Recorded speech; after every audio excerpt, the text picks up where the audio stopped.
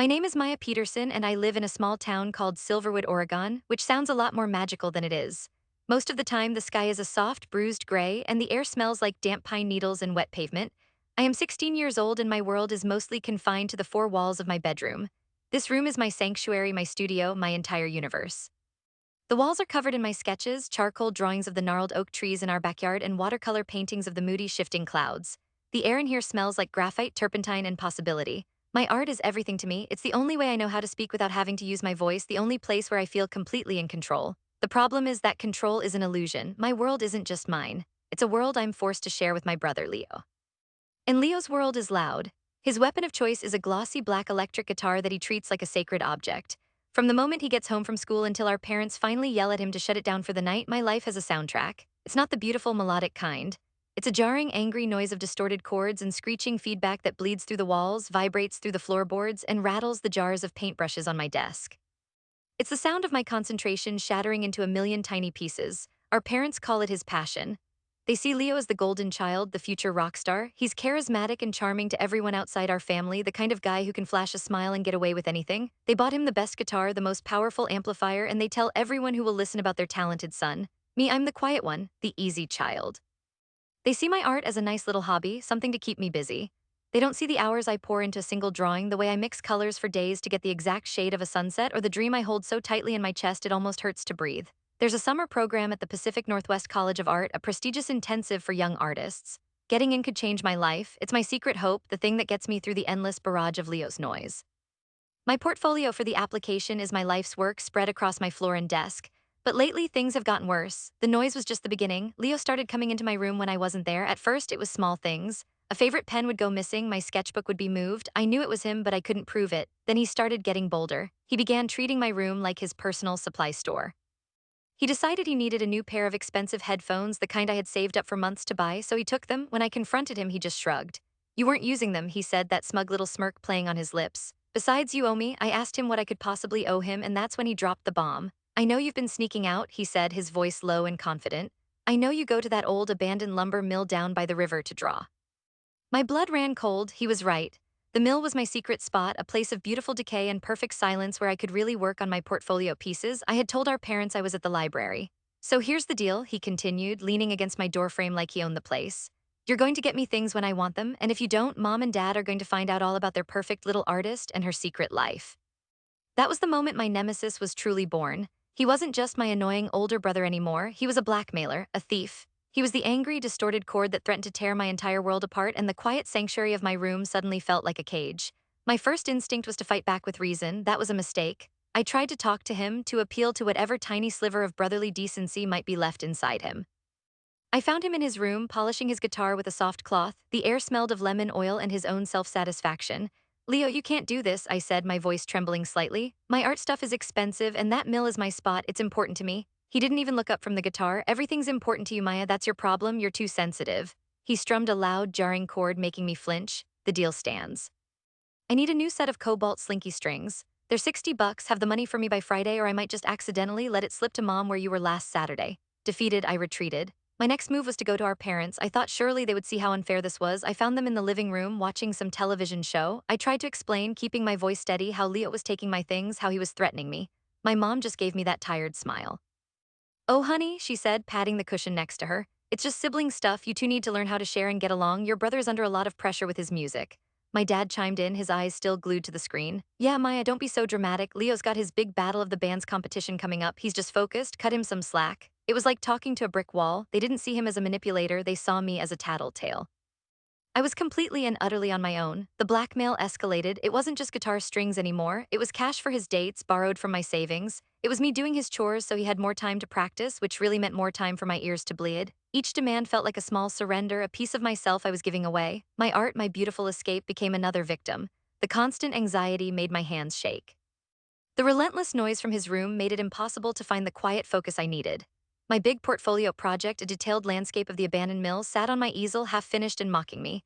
The deadline for the art program was looming, and instead of working, I was lying awake at night, listening to the muffled thud of his amplifier and dreading his next demand. He had this knife, a beautiful but menacing hunting knife our grandfather had given him before he passed away.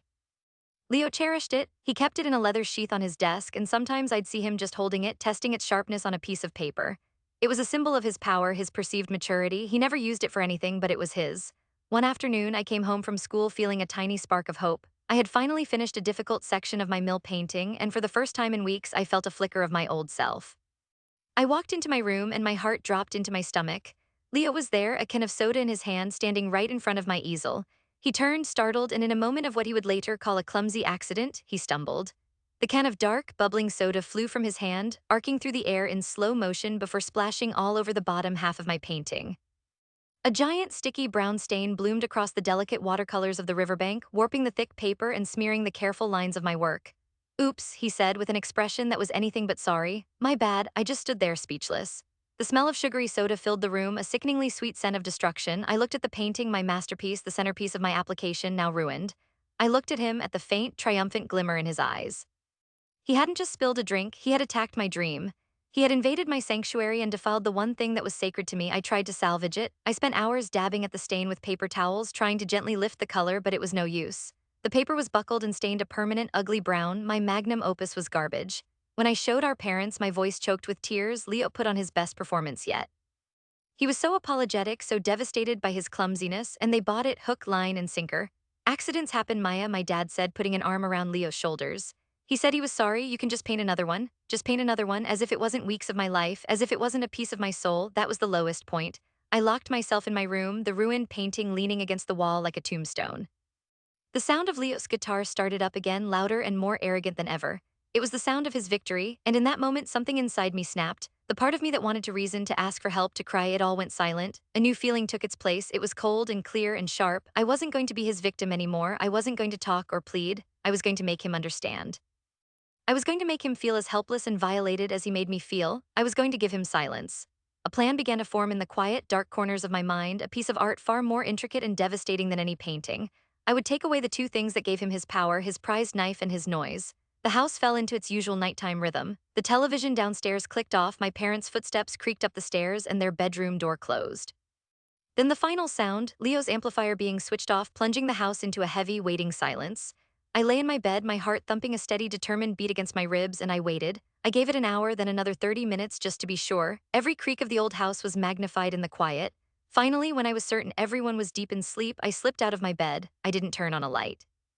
My eyes had already adjusted to the dark, and I knew the layout of this house better than my own reflection. I crept out of my room, my bare feet silent on the hallway carpet. The door to Leo's room was slightly ajar. A thin sliver of moonlight cut through his window, illuminating the mess inside. Clothes were strewn on the floor, and posters of rock bands covered the walls like silent, staring icons. And there on his desk was my first target. The hunting knife lay in its leather sheath, gleaming faintly. I tiptoed inside, the air thick with the smell of him, stale pizza and deodorant. My hand was steady as I reached out and lifted the knife. It was heavier than I expected, cold and solid, a tool of intimidation. I slid it out of the sheath. The blade was perfect, a clean, sharp edge that caught the moonlight. I clutched it tightly and backed out of the room as silently as I had entered. My next stop was the garage. The door from the kitchen creaked, a loud protest in the stillness, and I froze, listening.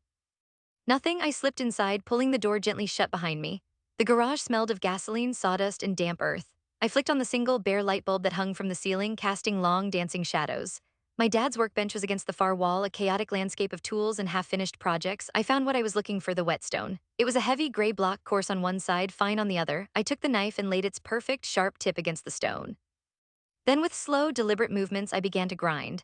The sound was a gritty, scraping whisper. I wasn't trying to destroy the knife, that would be too obvious. My revenge was more subtle. I ground down the very tip just a few millimeters, rounding it off, making it dull and useless. It would still look like a knife, but its purpose, its threat, was gone. It was a symbolic act, a blunting of his power. When I was done, I wiped the blade clean and slid it back into its sheath. It looked exactly the same to a casual glance, but he would know. Oh, he would know the second he touched it. Now for the main event. My final target was in his room, the amplifier. I crept back upstairs, the blunted knife now tucked into the waistband of my pajama pants. I slipped back into his room.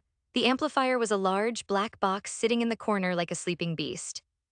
A thick black cable ran from the back of it to the wall outlet, and another one connected it to his sacred guitar, which rested on its stand nearby. From my dad's toolbox, I had also taken a small pair of wire cutters. The handles were red plastic, cool in my sweating palm. I knelt behind the amp, my heart hammering against my ribs. This was the point of no return. I found the main power cord. My plan again was about precision, not destruction.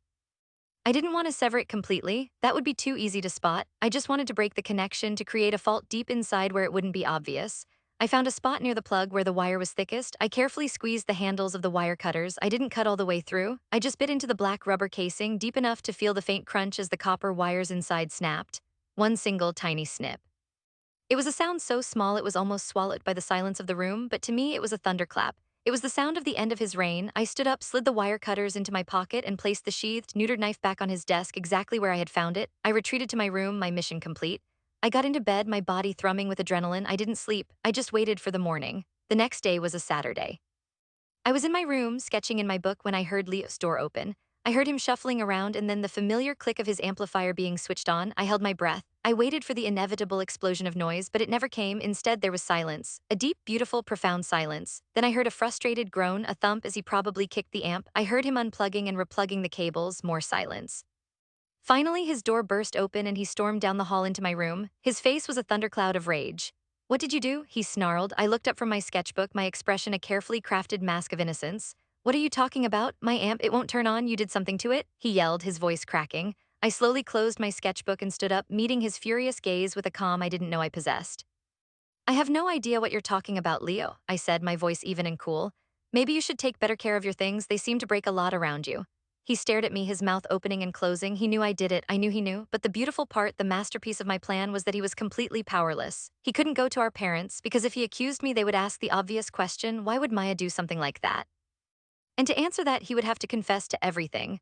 The blackmail, the stealing, the ruined painting. He was caught in a trap of his own making. He just stood there sputtering before letting out a roar of pure frustration and storming back to his room, slamming the door behind him. A wave of pure, unadulterated peace washed over me. For the first time in months, the house was quiet. The silence was my trophy. In the blissful quiet that followed, I went back to my ruined painting. The ugly brown soda stain was still there, a scar on my work. But looking at it now, I didn't see defeat, I saw a story. I picked up my finest pen and instead of trying to hide the stain, I incorporated it. I turned the buckled, warped paper into the texture of old, rotting wood. I used the dark stain as the shadow beneath the dilapidated mill, giving it a depth and a history it didn't have before. The damage became part of the art. It became a testament to resilience. I finished the piece, photographed it, and sent my application off just before the deadline. The silence in the house held for a week. Leo was sullen and angry. He eventually told our parents his amp had just died, and my dad, after tinkering with it for an hour, declared it a mystery and said they'd have to take it to a repair shop. Leo also discovered his blunted knife. I saw him one evening, running his thumb over the rounded tip, his expression one of confusion and dawning realization. He looked over at me and I just gave him a small, knowing smile. He never mentioned it, but he stopped coming into my room. The balance of power had shifted permanently. A few weeks later, a thick envelope arrived in the mail, addressed to me from the Pacific Northwest College of Art. My hands trembled as I tore it open. I had been accepted into the summer program, but it was the handwritten note at the bottom of the acceptance letter that made me cry. It was from the head of the selection committee. It read, "Ms. Peterson, your portfolio was exceptional, but it was your piece, The Silverwood Mill, that captivated the entire panel. The way you incorporated what appears to be water damage into the very fabric of the piece was brilliant. It speaks of a raw emotional power and a beautiful, stubborn resilience. We are eager to see what you create next." I looked at the letter, then in the direction of Leo's room, where a new, much cheaper and much quieter practice amp now sat. His act of destruction, the thing that had pushed me to my lowest point, had been the catalyst for my greatest triumph. He had tried to ruin my art, but instead he had made it legendary. The poetic justice was sweeter than any victory I could have ever painted.